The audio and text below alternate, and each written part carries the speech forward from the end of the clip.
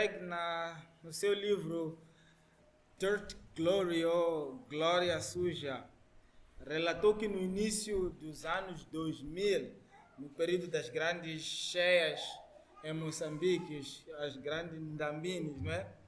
Ele visitou uma pequena comunidade onde ele presenciou um reavivamento de oração cá em Moçambique. Esta comunidade cristã estava reunida para buscar a Deus. Não era um grande estádio, mas era uma pequena assembleia como a nossa. E de repente o céu escureceu. E quem vive em lugares tropicais como o nosso sabe que quando o céu escurece, geralmente é porque uma tempestade está a se aproximar. O vento então começou a uivar, as nuvens que estavam carregadas de chuvas ou de água prometiam destruir as casas de caniço e interromper aquele momento de glória, aquela reunião da comunidade de crentes.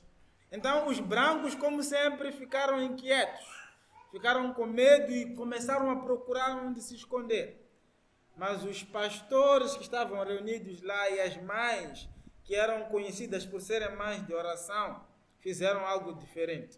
Eles não correram. Eles não pediram a Deus para talvez protegê-los. Eles levantaram-se e, com uma autoridade que parecia vir diretamente do trono de Deus, intercederam contra a tempestade. Eles falaram com o vento e com a chuva, exatamente como Jesus fez no barco. E Pete Greig descreve que algo que desafia a ciência aconteceu naquele lugar. A tempestade chegou à fronteira daquela comunidade e, em vez de passar por cima, ela simplesmente dividiu-se ao meio. Chovia torrencialmente à esquerda e à direita, mas sobre aquele lugar de intercessão, o céu permaneceu como um escudo. Eles oraram debaixo de um espaço seco, enquanto o mundo ao redor estava em água. Irmãos, a intercessão não é algo que só os crentes percebem. E às vezes o mundo que vive à nossa volta também olha e percebe que existe algo de diferente. E mais uma história verdadeira é que durante as mesmas cheias de 2000 e durante o mais recente ciclone Idai, em 2019, equipes de reportagem da BBC e da SBC, da África do Sul, sobrevoaram as zonas de desastre. E eles relataram cenas que desafiavam a lógica. Eles viam coisas que não era fácil entender logicamente. Eles encontraram lugares onde a chuva ou a cheia tinha destruído tudo. Casas, gados, árvores.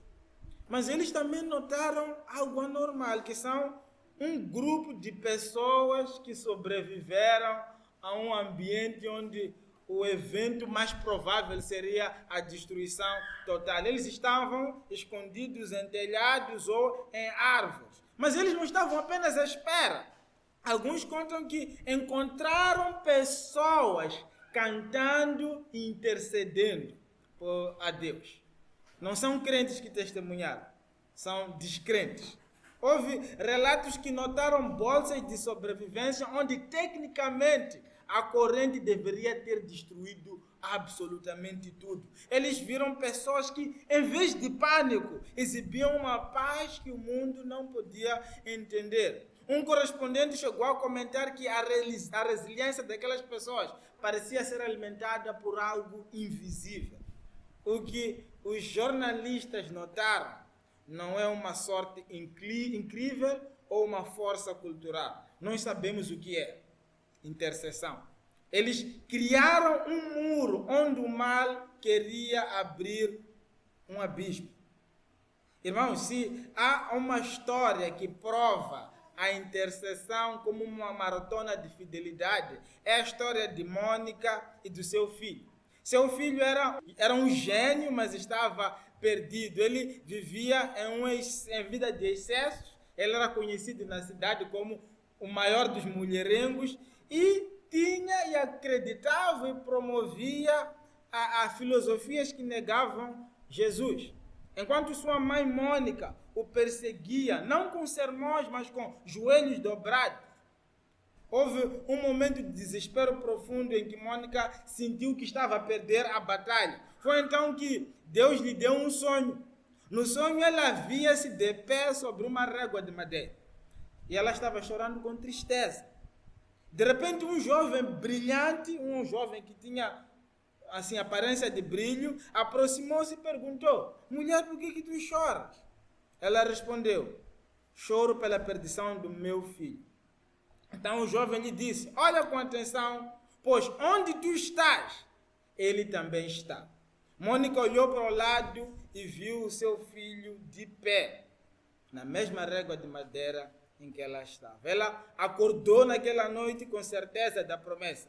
Deus estava a mostrar-lhe o fim da história antes mesmo do meio.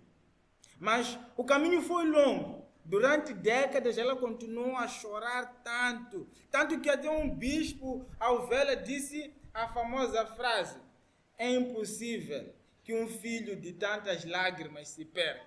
Tu choraste tanto por teu filho que é impossível que ele venha a se perder.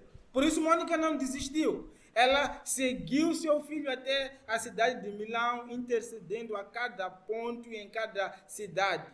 E o resultado, sabem qual foi o resultado? Naquele jardim em Milão, o reino de Deus invadiu a vida deste filho de Mônica. E o homem, que era o maior problema para sua mãe, tornou-se o maior teólogo da igreja. Onde havia a queda do pecado, a intercessão de Mônica levou à redenção de Cristo. E este homem que vocês veem ali é uma representação do Santo Agostinho, o maior teólogo que a igreja conheceu. Uma coisa que todos esses relatos têm em comum é a profunda revelação de que a oração intercessora é algo completamente maravilhoso. A ideia de que Deus age no mundo por causa de homens que se recusam a ficar parados diante de uma situação. Mas nós sabemos que quando o assunto é oração, há sentimentos distintos que surgem.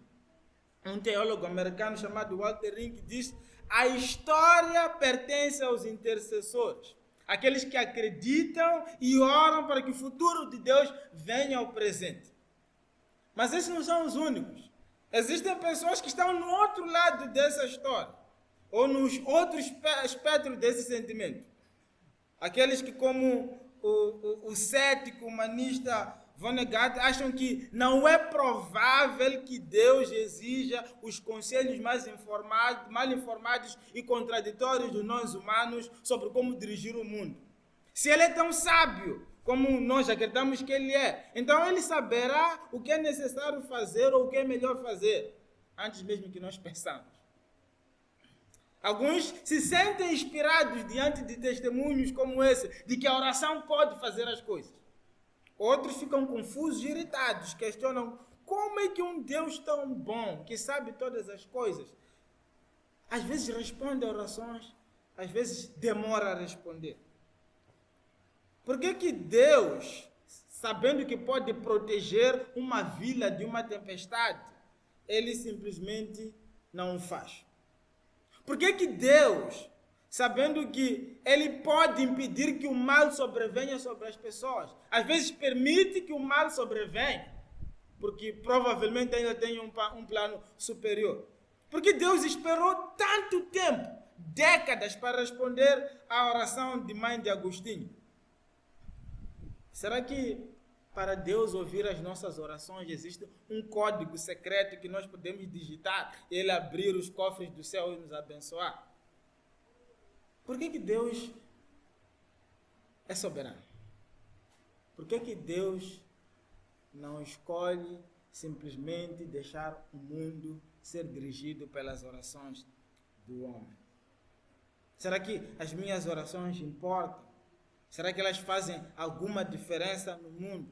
Será que a oração realmente muda o curso dos eventos ou é apenas uma prática pessoal sem um impacto externo?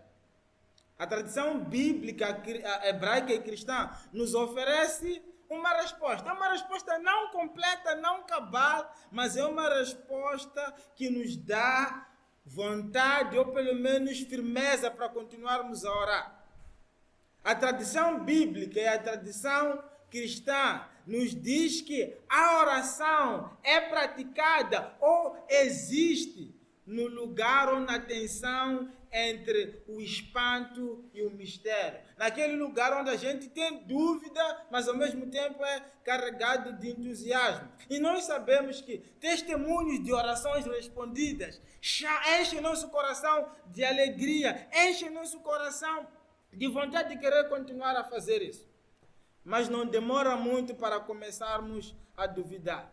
Não demora muito para sermos consumidos por dúvidas e perguntas e às vezes decepções do passado. Muitas vezes, por causa dessas decepções, escolhemos orar de forma segura. E o que é orar de forma segura? É pedir algo que nós sabemos que Deus não tem como nos decepcionar. Nós pedimos a Deus por aquilo que nós sabemos que de alguma forma nós podemos fazer no lugar de Deus. Nossas orações genéricas e passivas nos protegem de sermos desapontados por Deus, mas também nos impedem de experimentarmos o poder da surpresa da intervenção divina. Uma pergunta que nos ajudaria a pensar um pouco sobre esse exercício. Se Deus tivesse respondido todas as orações que você fez semana passada, o que aconteceria aqui em Inhambane? Se você, por iniciativa própria, fez alguma oração durante esta semana, o que aconteceria em Inhambane se Deus respondesse essas orações? O que aconteceria na igreja se Deus respondesse essas orações? O que aconteceria na sua família se Deus respondesse às orações que você faz? Peter Greg viu o céu cortado e uma vila protegida de uma tempestade tropical. As câmeras da BBC, da SBC e SBC capturaram evidências da intervenção divina em uma situação em que destruição total era o mais provável. E Mônica viu seu filho mulherengo e cético a se tornar um dos principais teólogos da igreja. A história pertence aos intercessores. Sim, e esse é o nosso Deus. E é aí onde nós começamos a orar de verdade. Desde o final do ano passado, nós temos estado a refletir sobre o pedido dos discípulos a Jesus. Senhor, ensina-nos a orar. Ensina-nos a orar. E isto serve de base para a nossa série de estudos e mensagens sobre a oração, mas também como a base para a nossa prática. E se você já tem a sua Bíblia lá em Mateus capítulo 6, preste atenção no que Jesus disse. Vocês orem assim: Pai nosso que estás nos céus, santificado seja o teu nome. Venha o teu reino, seja feita a tua vontade, assim na terra como nos céus. Como constatamos na mensagem passada, a oração do Pai Nosso é bastante famosa. É conhecida até entre os muçulmanos. Eu não conheço nenhuma oração dos muçulmanos, mas os muçulmanos conhecem a oração do Pai Nosso. Então é uma oração muito famosa. E semana passada nós refletimos sobre o que significava realmente santificar o nome de Deus. E hoje nós queremos ir um pouco além e pensar o que Jesus quis dizer com venha o teu reino, seja feita a tua vontade, assim na terra como no céu. O que Jesus tem em mente quando ele nos orienta a orarmos dessa forma? Quer dizer, nós estamos acostumados a lidar com orações como uma forma de tratar os nossos corações. Quando nós queremos nos desapegar de alguma coisa, o que a gente normalmente faz? Senta e ora. Quando nós queremos desamarrar o nosso coração do desgosto, da raiva, da angústia, o que a gente faz? A gente ora. Ou a gente escolhe abordar a oração como um exercício de concentração. Quando você tem muitas vozes a atrapalharem a sua concentração, o que você faz? Você ora. Ou ainda tratamos a oração como um canal pelo qual somos transformados ou reformados de dentro para fora. Mas parece que Jesus tem algo muito mais do que isso nesse trecho. Ele diz o quê? Venha a nós o teu reino, seja feita a tua vontade aqui na terra como ela é feita nos céus. Parece que Jesus acredita num tipo de oração no qual nós nos unimos a Deus para trazer redenção e afastar a escuridão. Uma oração que faz uma diferença real no mundo. Uma oração que faz uma diferença tangível e que transforma as relações que nós temos com as outras pessoas deste mundo.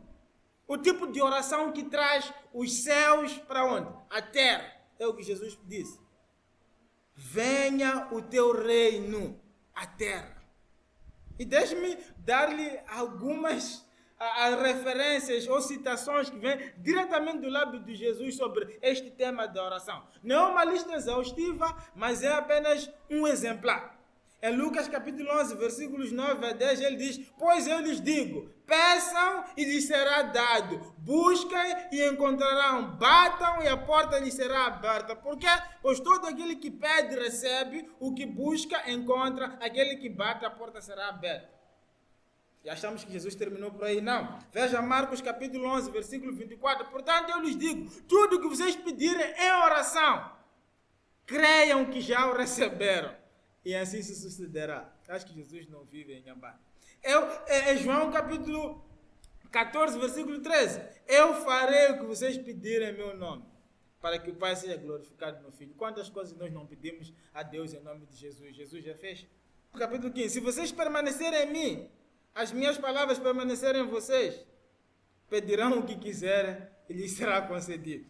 Ou ainda, retornemos a Mateus capítulo 7, versículo 9 a 11. Qual de vocês, se o seu filho pedir pão, lhe dará pedra? Ou se pedir peixe, lhe dará cobra? Se vocês, sendo maus, sabem dar boas coisas a seus filhos, quanto mais o Pai de vocês que está nos céus dará coisas boas ao que lhe pedir.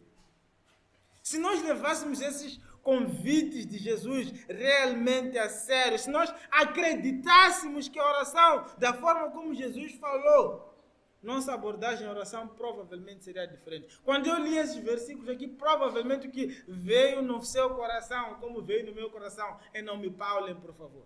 Não chatear-me. Quantas coisas eu já orei desta forma que Jesus disse. E Deus simplesmente fechou a mão e não me deu. Eu suspeito que a maioria de nós provavelmente já nem acredita nesses versículos. Ou provavelmente se acredita, não acredita completamente. A verdade maravilhosa sobre a oração, meus queridos irmãos, é que a oração é um mistério. A oração é um mistério. A oração é um convite a experimentar o mistério. Na verdade, eu acredito que a oração é o convite mais profundo que Deus nos apresenta nas Escrituras para este lado da nossa existência. A oração não é para os piedosos. A oração não é para os sortudos. A oração não é para apenas homens ou mulheres. A oração é para todos nós. A oração é um daqueles meios que Deus é maior ou melhor que a Movitel, porque a oração pode ser feita em todo lugar, a todo momento. A oração é para todos. E o tipo de oração que ousadamente faz o que Jesus disse, é essa oração que nós queremos aprender a fazer. Por isso estamos a dizer desde o final do ano passado, Senhor, ensina-nos a orar. Porque existe alguma coisa sobre a oração que nós ainda não aprendemos. Se Jesus disse tudo o que disse sobre a oração, então das duas umas, ou a Bíblia está a mentir, ou nós não sabemos como orar. E acredito que a segunda opção é mais provável. Existe algo sobre a oração que nós precisamos aprender para que experimentemos o que Jesus disse que experimentaríamos. Tanto nas expressões antigas quanto modernas, oração na Bíblia pode ser tratada em várias formas, mas hoje eu quero falar sobre a oração de intercessão. E interceder significa passar entre dois, ou ir entre duas partes, ou mediar. Em termos leigos, a oração intercessora significa orar por outra pessoa. E o motivo por trás de toda a verdadeira oração intercessora é o amor pelos outros. Quando Jesus falou sobre a oração de intercessão, ele acreditava num Deus que haveria de plenamente responder ao mundo. Ele fala do tipo de oração que começa com amor por outra pessoa e termina em convidar a atividade de Deus a se juntar por esse amor. Portanto, a oração de intercessão é uma escolha voluntária e intencional de passar ou de migrar de uma oração concentrada interminavelmente no meu desejo, na minha necessidade, na minha agenda, nas minhas vontades. É ultrapassar esse nível e passar para os desejos do outro, as necessidades do outro, a agenda do outro. E pronunciar a vontade que nós temos que Deus manifeste na vida dessa pessoa. Orar por intercessão é um ato de amor compassivo. Margaret Thompson disse: a intercessão é uma forma de amar os outros. Quando intercedemos pelos outros, estamos levá-los para o nosso santuário interior da compaixão, para que possamos ser tocados pela graça de Deus. Henry Nouwen também disse: o homem ou mulher de oração é a pessoa que é capaz de reconhecer no outro o rosto de Messias. E finalmente Richard Foster disse: se amamos verdadeiramente as pessoas, desejaremos para elas muito mais do que está ao nosso alcance, e isso nos leva à oração. A intercessão então é uma forma de amar os outros. A intercessão é uma oração altruísta, é um ato de autodoação. No trabalho contínuo do reino de Deus, nada é mais importante do que a oração intercessória. E para ver este convite, para ver como aprendemos a recuperar o lugar que a oração intercessória deve ter nas nossas vidas, precisamos voltar até o começo. Precisamos ver qual era o plano original de Deus no que diz respeito à oração. E já que estamos em uma série, eu quero vos contar a história da Bíblia em 4 episódios. Criação, queda, promessa e Jesus. Episódio número 1. Criação, nosso destino e a vida que Deus pretende para nós. Fomos criados para governar. Já na página inicial da Bíblia, somos ditos que Deus criou Adão. E é interessante que o nome Adão, embora nós estejamos acostumados a tratar como um nome próprio, na verdade, em hebraico traduz-se em homem ou humanidade. Assim, onde nós passamos a ler homem ou humanidade, a palavra que está traduzida lá é Adão. O que significa que quando nós lemos a Bíblia em Gênesis, e somos falados sobre a história de Adão, na verdade, nós estamos a ser introduzidos à história de Deus e a humanidade.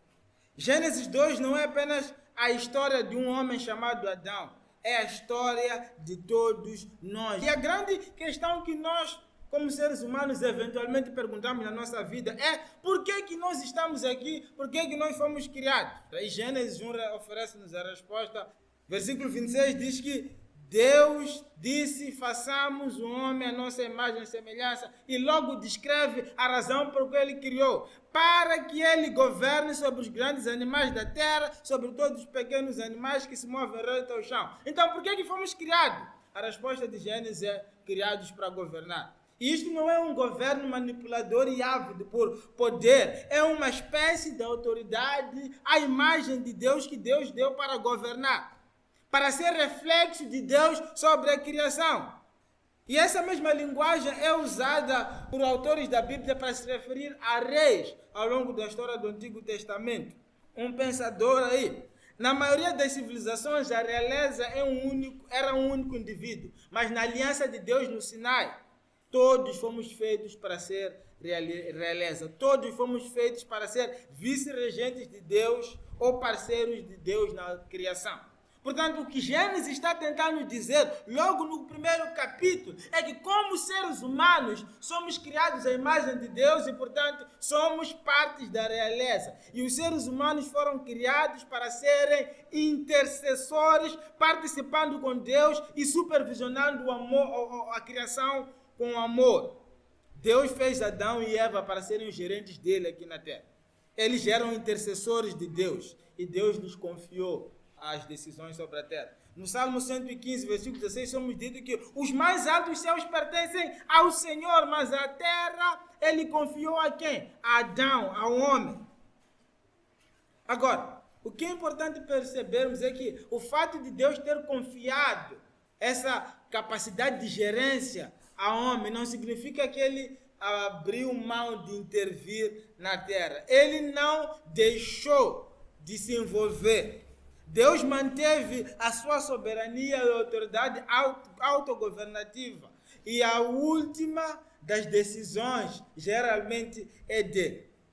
Mas Deus partilha essa responsabilidade de governar. Deus deu aos seres humanos a habilidade de serem regentes aqui na terra e, em outras palavras, serem intercessores. Deus criou a mim e a ti para sermos intercessores. Deus nos deu a habilidade para governarmos por Ele esta terra. E isso nos leva para o capítulo ou o episódio número 2. Queda ou desconexão à vida que nós escolhemos. Se você estiver prestando atenção, há de perceber que parece que o mundo não é tão perfeito como Gênesis 1 e 2 mostra. Nós vivemos em um mundo onde parece que o governo de Deus, como foi desenhado para Adão e Eva, não está a funcionar na melhor das formas. Então, a pergunta é, o que é que se estragou? Porque nós sabemos que o mundo está a se destruir. As tempestades que nós estamos a ver agora são um reflexo de como o mundo não é o que nós gostaríamos que fosse, nem o que Deus definiu para ser. O momento que a vida humana está a passar, alguns cientistas dizem que não vai demorar muito até chegar o fim da vida no planeta Terra. Os recursos naturais estão a ser explorados na terra dos pobres para alimentar países que têm mais do que o suficiente. Enquanto a metade do mundo morre de fome, a outra metade morre de obesidade. Então, alguma coisa se estragou. E a pergunta é o quê? E esta pergunta nos leva para o final do capítulo 2. As Escrituras nos afirmam que existe uma disfunção na nossa realidade entre as coisas que Deus queria que ocorresse e as coisas que de fato estão a ocorrer. Em algum momento no caminho houve perda de sinal. Perdemos nosso papel como intercessores de Deus, como corregentes de Deus na criação. E esta história é familiar. Gênesis capítulo 3 nos mostra que o mal personificado em uma serpente apresentou-se à mulher e enganou a mulher. O primeiro casal que tinha sido comissionado a dominar sobre os animais selvagens foi enganado por um animal selvagem. Deus deu ao homem autoridade sobre os animais, um animal enganou a Eva. E então o homem passou a ser governado pelo caos.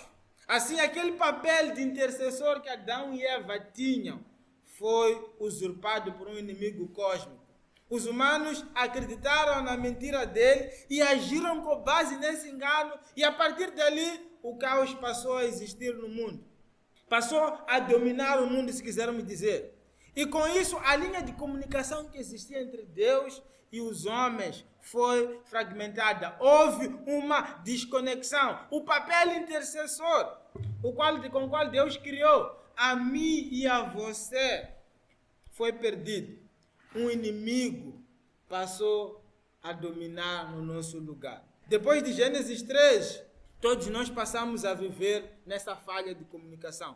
Deus, que tinha criado uma ligação inseparável entre a mente dele e a nossa ação, passou agora a não ser acessível nos termos que Jesus, pelo menos, demonstrou nas Escrituras. Somos chamados no Novo Testamento de corpo de Cristo, mas a linha de comunicação que existe entre Deus e o corpo de Cristo foi quebrada. E foi quebrada pela queda. Por isso, olhamos à volta e vemos disfunção no nosso mundo. Nós vemos sofrimento. Nós estamos a assistir ao que as chuvas ou as cheias estão a causar. Nós vemos injustiça, vemos opressão. Mas o pior não é ver. O pior é que nos falta capacidade de governar na linguagem de Gênesis. Em algum momento na história, o nosso papel de intercessores se quebrou. Embora nós ainda carreguemos um pouco da autoridade que Deus nos deu de governo perfeito e amoroso, ainda somos paralisados pela falta de comunicação, numa desconexão e aprisionamento dentro de nós. E isso nos leva ao capítulo 3, promessa ou esperança de vitória, nossa autoridade resgatada. O capítulo 3 mostra-nos uma frase-chave ou um versículo-chave, onde Deus, olhando para a serpente como a representação do caos, diz: porém inimizade entre você e a mulher, entre a sua descendência e a descendência dela, e ela lhe ferirá a cabeça e você lhe ferirá o calcanhar. A primeira promessa, imediatamente após a queda, foi de que um dia a nossa autoridade será resgatada. Logo depois que a nossa autoridade de intercessor foi perdida, Deus diz que através da descendência humana Ele enviaria alguém para recuperar o nosso papel perdido. A primeira promessa em toda a Escritura é que eu vos farei intercessores novamente. E Isaías, prevendo isso, profetizou a vinda do Messias, dizendo que uma criança haveria de nascer, um filho nos seria dado. E o quê? O governo estaria sobre os seus ombros. O papel de intercessor seria resgatado. Deus vindo a nós entraria para a nossa história.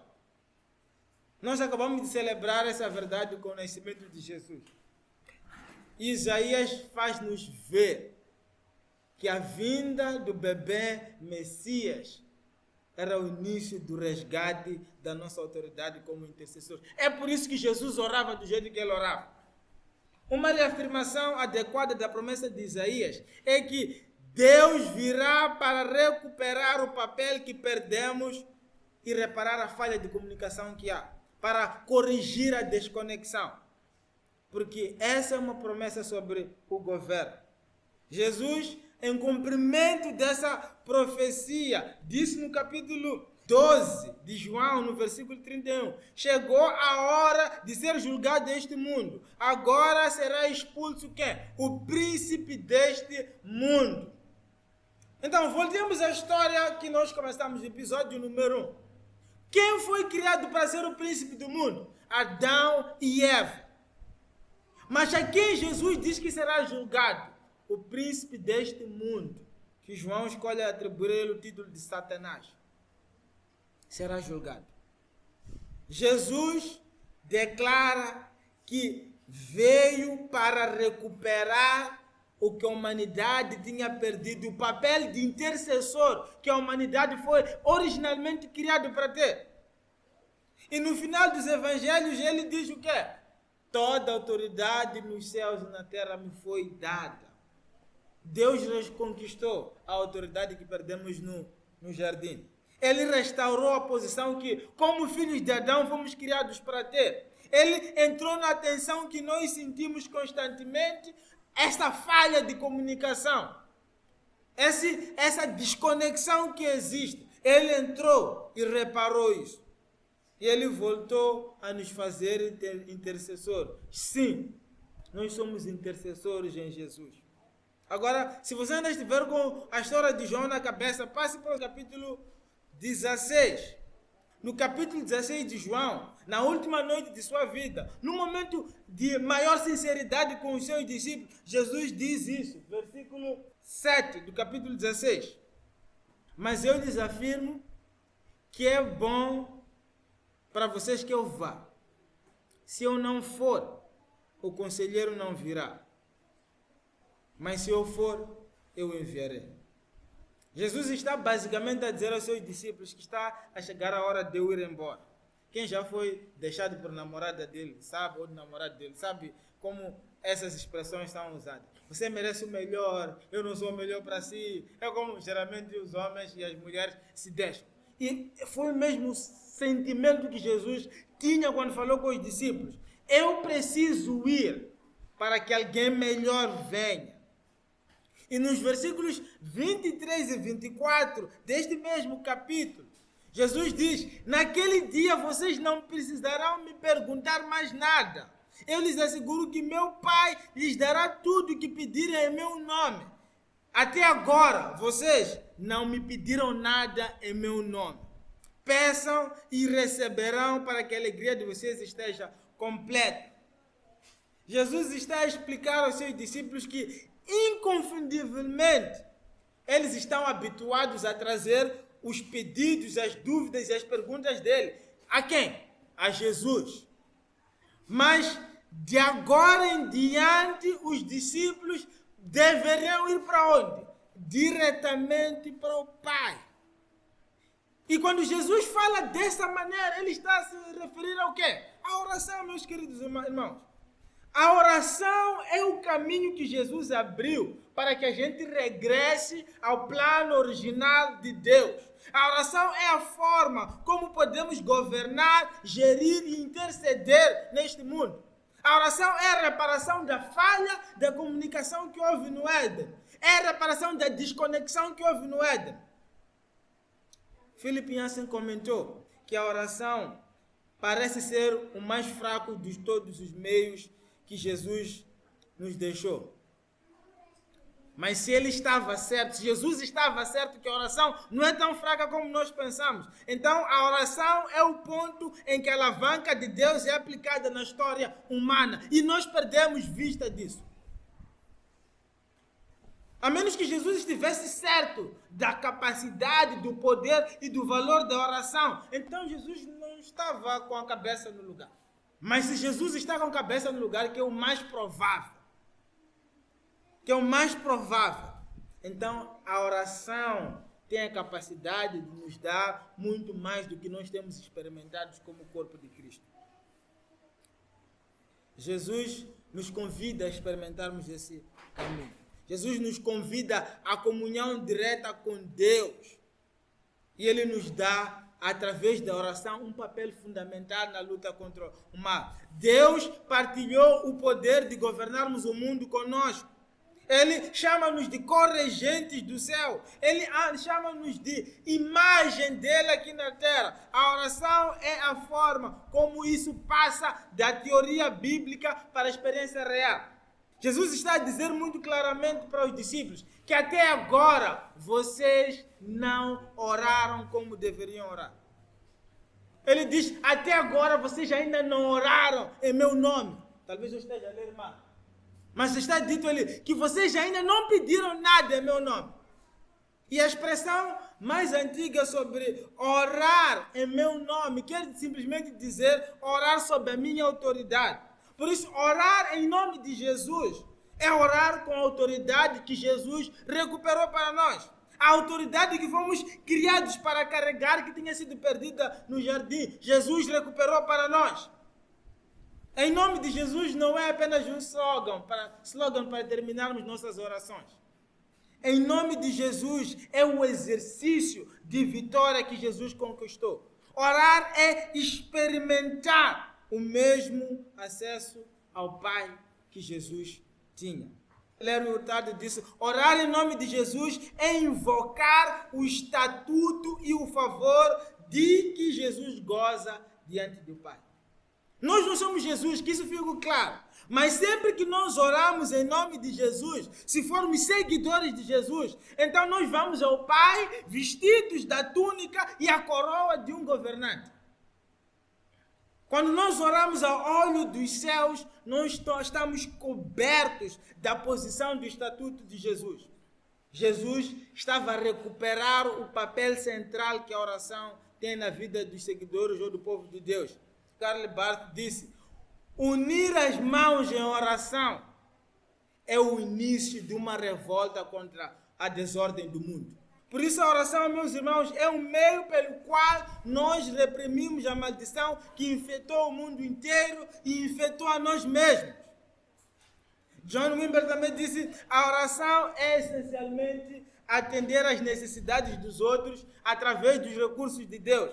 Por isso, quando nós oramos, o que nós estamos a fazer é exercer ao mais alto nível de autorização de segurança que, como crente, nós temos. Quando nós oramos, nós estamos a usar aquele cartão VIP que abre todas as portas para chegarmos ao trono de Deus. Para termos acesso livre ao cofre celestial e recolher tudo que formos capazes de carregar. Mas olha o que diz. Carregamos não para nós mesmos, carregamos para distribuir. Venha a nós o teu reino, seja feita a tua vontade, assim na terra como é feita no céu. É o que Jesus disse. E não me importa se você não acredita, eu creio. Eu creio que a nossa oração tem capacidade de mudar vidas, mudar história, mudar o futuro. Não sou apenas eu que crio nisso. Jesus cria nisso. E existem homens na história da igreja que criam no mesmo, por isso oraram. Já pensou como seria lindo que nós, os que conhecemos a Jesus, recebêssemos de Jesus o que Ele tem para nos dar, para então fazermos o papel dele aqui na terra. Ele tinha razão quando ele disse, vocês farão maiores obras do que as minhas.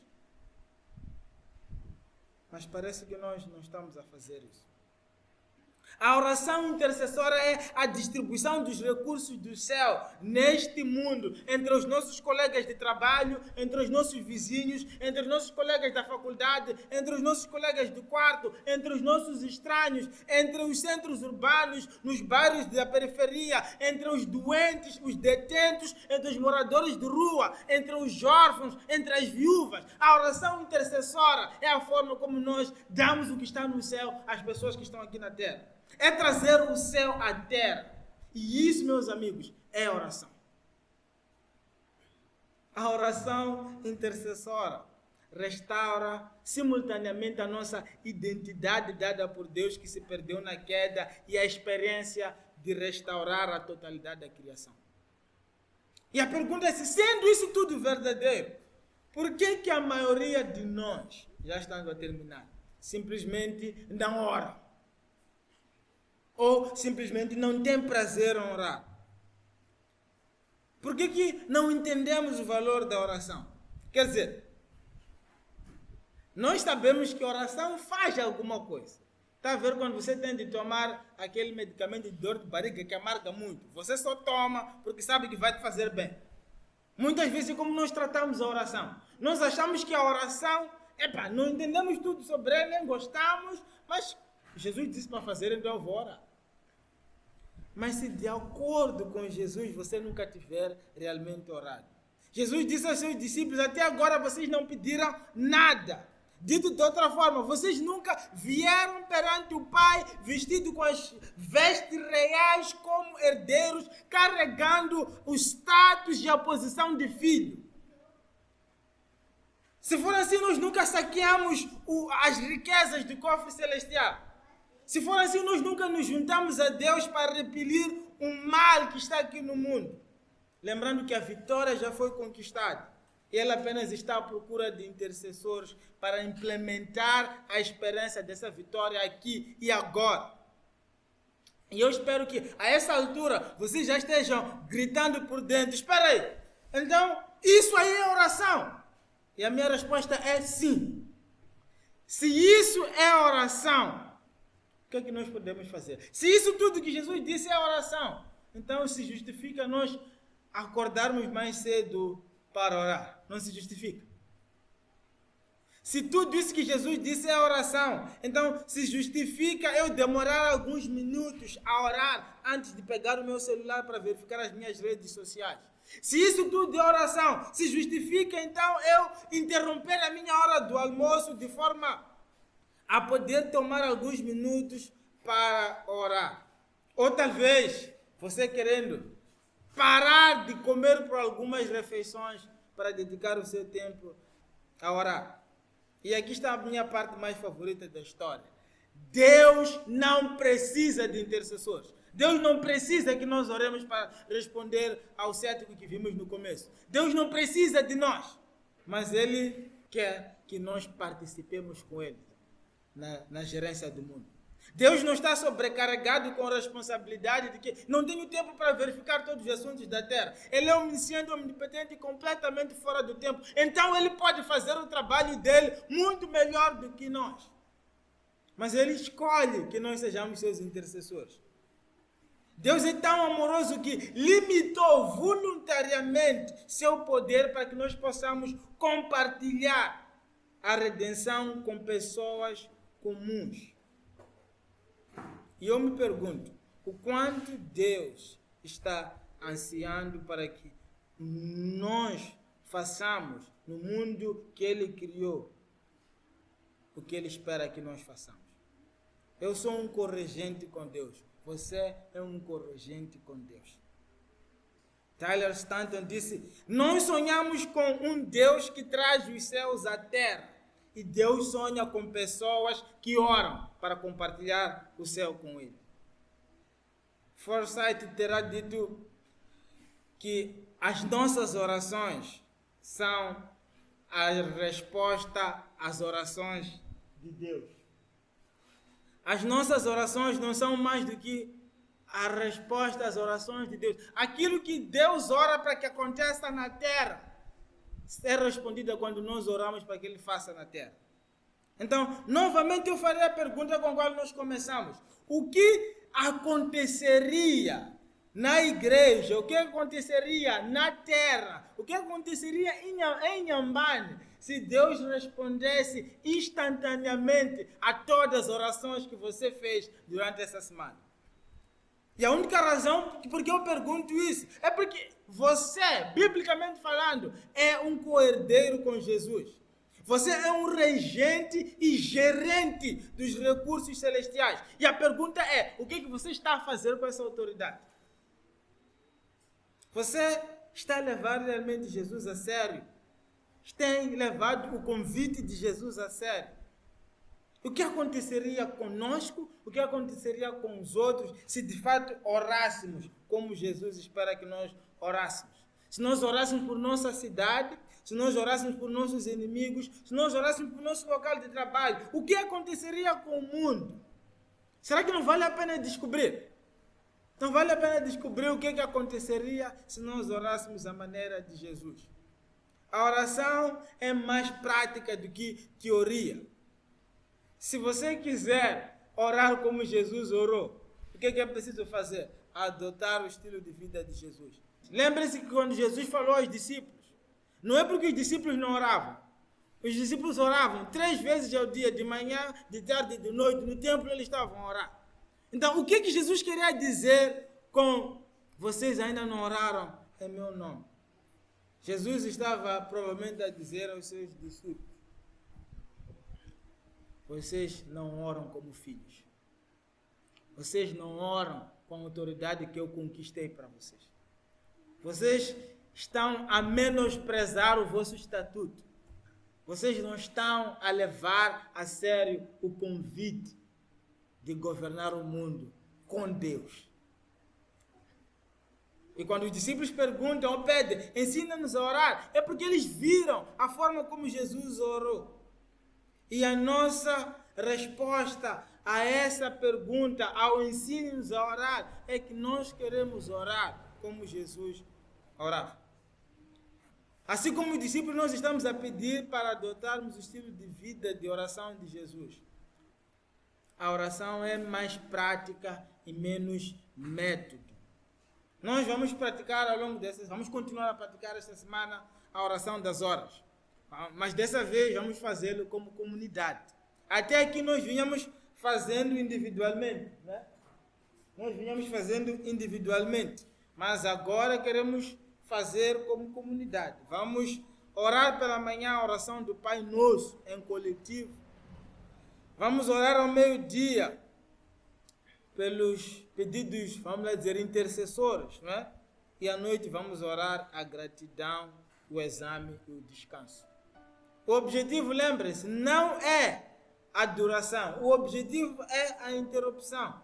Nós queremos poder interromper a nossa agenda nesses momentos, de manhã ao meio-dia e de noite, para mostrar que quem governa a nossa agenda é Deus e não o nosso trabalho, a nossa família ou as nossas responsabilidades em muitos outros lugares.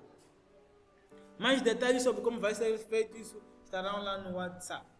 Meus irmãos e minhas irmãs, a razão por detrás dessa insistência a partir do púlpito e também dos nossos canais digitais. É o desejo profundo de transformar a nossa comunidade em um centro vibrante de oração.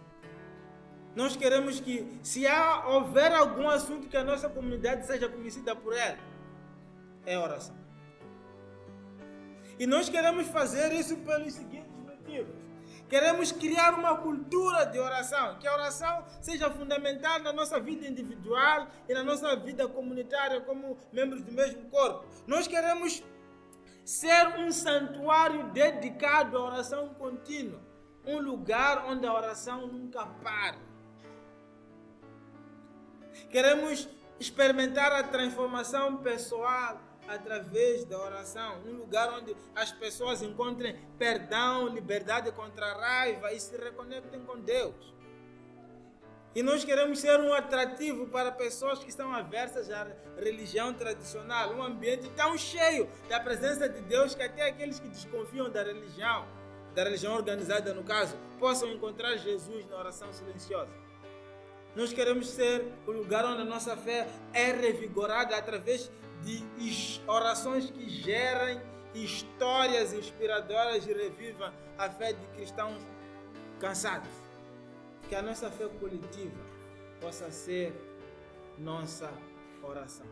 E quero terminar fazendo a citação do que Brendan Benning disse. A coisa mais emocionante que acontece no nosso quarto de oração, na nossa sala de oração, não é o que acontece na sala de oração. A coisa mais impressionante é o que acontece quando saímos da sala de oração. É quando nós nos tornamos nossas orações em tempo real. E se a hora que você passa na sala de oração for quando você se reconecta com Jesus, para que você carregue a presença dele com você nas próximas 23 horas do dia, com uma consciência tão aguçada de que ele está com você, de que ele é por você, de que ele ama você e ainda de que ele ouve os seus pensamentos. Então, o resultado imediato disso é que enquanto você assiste um noticiário, e nesse noticiário há informações que lhe deixam triste, você não vai esperar a hora de oração para orar por ela. Você vai orar naquele momento porque a sua vida é um santuário sagrado de oração. Se você ouve notícias sobre um amigo em crise, você não vai esperar para orar à noite. Você vai orar naquele momento, porque naquele lugar há o lugar mais sagrado, porque a sua vida tem se tornado mais sagrada. E nosso desejo é que nossa prática constante de oração nos dispõe a sermos o espaço onde a oração, a missão e a justiça possam colidir. Vamos nos levantar e responder a esse convite de Jesus.